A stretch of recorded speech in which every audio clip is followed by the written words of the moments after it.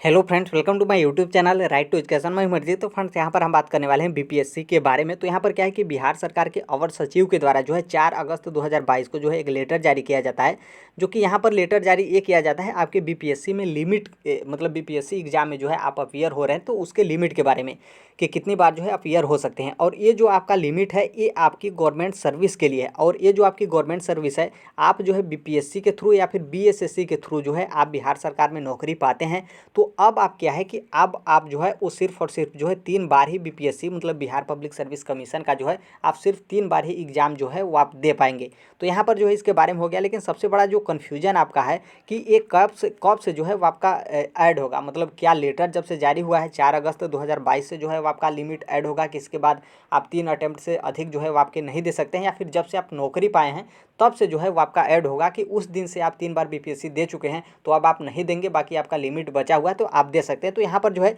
इसके बारे में हम डिटेल में जो है वो बात करेंगे। हालांकि आपने ये लेटर पढ़ भी लिया होगा, 2-3 दिन पुराना हो गया, लेकिन अभी तक आप नहीं देखें तो इसी के बारे में हम डिस्कस कर रहे हैं। यहाँ पर देखिए क्या कि शायद इसके बाद भी जो है वो आपका थोड़ा बहुत कन्फ्यूजन रह जाए, क्योंकि ये जो लेटर जारी किया गया इसमें यह स्पष्ट नहीं किया गया है कि किस डेट से जो है वो आपका लिमिट जो है वो आपका ऐड किया जाएगा। इसलिए जो है थोड़ा सा कन्फ्यूजन रहेगा, बाकी थोड़ा सा आप क्लियर भी हो जाएंगे, क्योंकि बीपीएससी ने या फिर ये लेटर जो जारी हुआ है इसमें स्पष्ट रूप से कहीं पर भी जो है इस बात को मेंशन जो है वो नहीं किया गया है। यहाँ पर जो है इसके डेट वगैरह के बारे में देख सकते हैं। यहाँ पर पीत पत्र जो है यहाँ पर, और इसकी संचिका संख्या मतलब जो पत्रांक वगैरह जो है वो आपका रहता है। फिर यहाँ पर जो है किस मतलब यहाँ पर जो है वो लेटर जो है वो आपके भेजा गया है सभी पदाधिकारियों को, सभी कर्मी वित्त विभाग बिहार सरकार पटना। फिर यहाँ पर इनका सब्जेक्ट देखेंगे तो यहाँ पर यही बताया गया कि प्रतियोगिता परीक्षाओं में सम्मिलित होने हेतु विभागीय अनुमति के संबंध में, मतलब आप प्रतियोगिता परीक्षा में जो है वो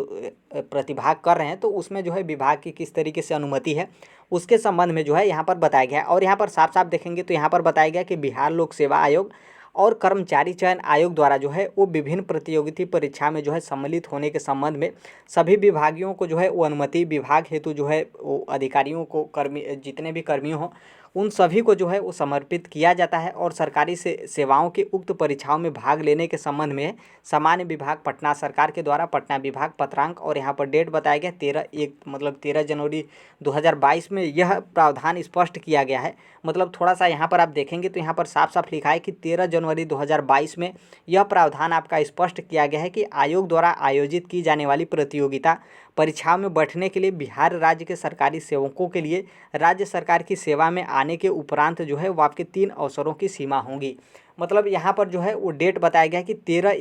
13 जनवरी 2022 में यह प्रावधान स्पष्ट किया गया था कि आप बिहार सरकार के से मतलब प्रतियोगिता परीक्षा देकर जो है आप बिहार सरकार में नौकरी पाते हैं, जो कि आपकी प्रतियोगिता परीक्षा जो है 2 विभाग की होगी। या तो आप लोक सेवा विभाग मतलब बीपीएससी के थ्रू आते हैं, या फिर बीएसएससी जो आपकी बिहार कर्मचारी चयन आयोग बोर्ड होता है इसके द्वारा जितने भी परीक्षा, ऐसा नहीं है कि आप बीपीएससी की परीक्षा देकर आए होंगे सिर्फ और सिर्फ तभी, इसके अलावा भी जो परीक्षा जो है बीपीएससी लेता है उसकी जो है आपकी लिमिट जो है वो काउंट होगी। इस बात को आप ध्यान रखिएगा। और फिर आप आते हैं तो अब जो है वो आपको बैठने के लिए जो है सिर्फ और सिर्फ जो है 3 अवसरों की जो है वो सीमा होगी। फिर थोड़ा सा नीचे पढ़ लेते हैं, फिर उसके बाद जो है हम कुछ बातें जो है डिस्कस करेंगे। फिर यहाँ पर बताया गया कि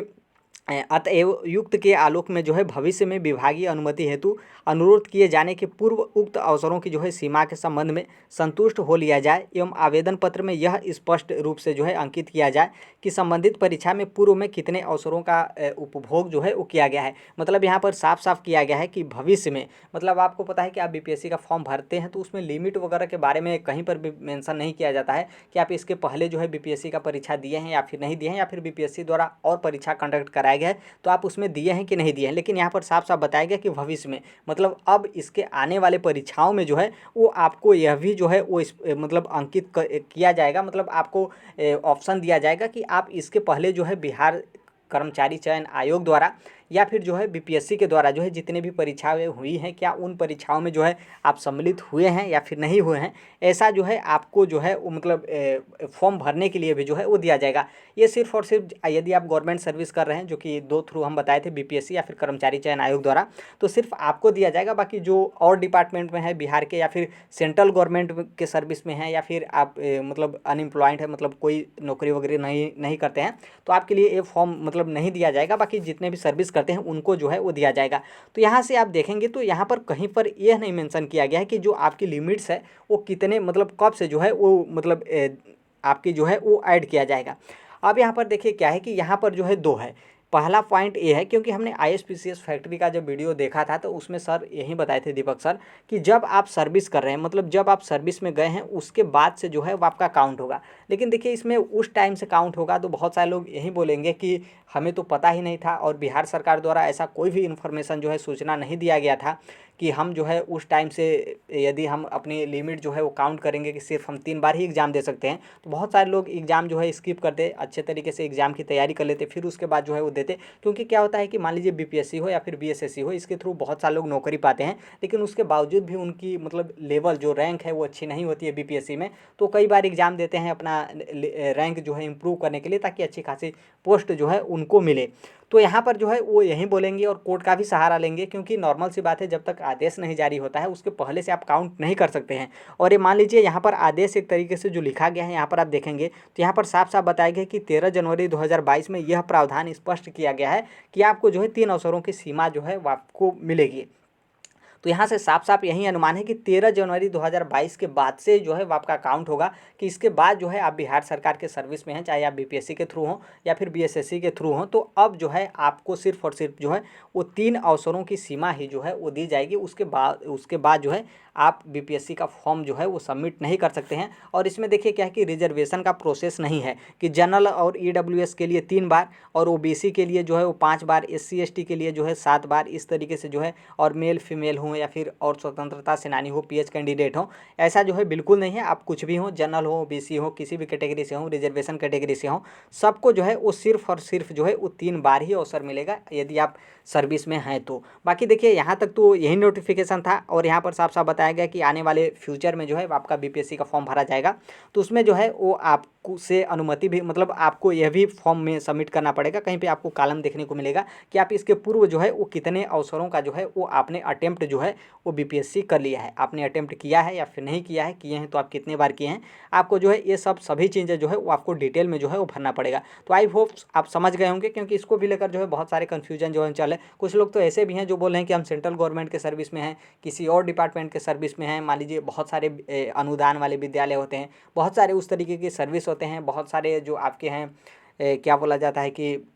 अनेकों सर्विस हैं, उसमें जो है वो रहते हैं। तो वो लोग भी सोच रहे हैं कि हम लोग क्या सर्विस में हैं, क्योंकि सर्विस के लिए कॉलम दिया जाता है कि आप एम्प्लॉयड है, अनएम्प्लॉयड है, और एम्प्लॉय आप हैं किसी डिपार्टमेंट में कर रहे हैं तो कहाँ पर आप नौकरी करें, इस तरीके से भी फॉर्म जो है वो दिया जाता है। तो उसमें बहुत सारे लोग इसमें भी कन्फ्यूजन थे कि क्या सेंट्रल गवर्नमेंट का जॉब करें या फिर किसी और स्टेट का जॉब कर रहे हैं, हम बिहार के निवासी या फिर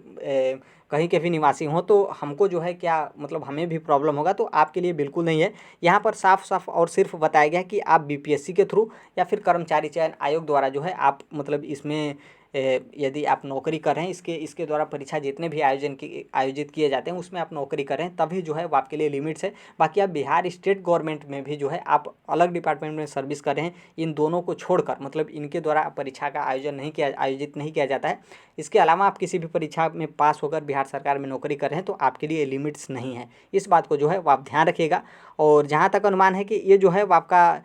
13 जनवरी 2022 से ही जो है वो आपका काउंट किया जाएगा, क्योंकि यहाँ पर साफ साफ बताया गया कि 13 जनवरी 2022 में यह प्रावधान जो है वो स्पष्ट किया गया था। मतलब इसके पहले यह प्रावधान जो है वो आपका नहीं था, तो इसलिए जो है वो आपका 13 जनवरी शायद आपका 67th BPSC जो है वो आपका एक तरीके से शायद ऐड हो सकता है, क्योंकि हालांकि ऐड भी नहीं हो सकता है क्योंकि ये नोटिफिकेशन जो है वो आपके 13 जनवरी 2022 से पहले का ही है, मतलब 2021 का है। तो हो सकता है कि आपका 67 BPSC भी ऐड ना हो, लेकिन हो सकता है कि इसका फाइनल यदि इन लोग काउंट करें कि फाइनल कब हुआ है तो हो सकता है कि 67 BPSC को भी जो है वो एक बार ऐड जो है वो करे। लेकिन जहाँ तक अनुमान यही है कि नोटिफिकेशन कब आता है उस डेट को जो है वो काउंट किया जाता है, तो इसलिए आपका 67 BPSC भी जो है वो आपका इसमें सम्मिलित नहीं होना चाहिए। बाकी जो कोई भी अपडेट होता है BPSC की तरफ से हम शेयर कर ही देते हैं। मिलते हैं नेक्स्ट वीडियो में, तब तक के लिए thank you, bye bye, take care, all best. Thank you for listening, God bless you all, thank you.